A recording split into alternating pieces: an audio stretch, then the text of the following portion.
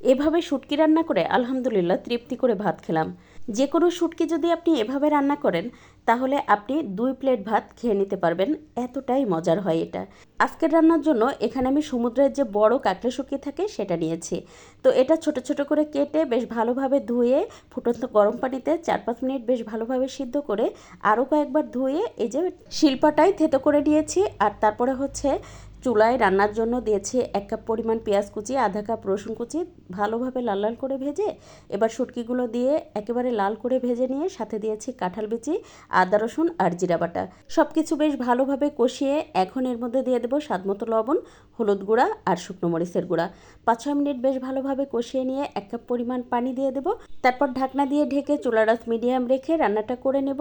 নামানোর বেশ খানিকটা আগে দিয়ে দেবো কাঁচামরিচ। তারপর 2-3 মিনিট রান্না করে নিয়ে নামানোর আগে দিয়ে দেবো ধনেপাতা কুচি দিয়ে এবার আরও একটু নেড়েচেড়ে নামিয়ে পরিবেশন করবেন গরম গরম ধোয়া ওঠা ভাতের সাথে।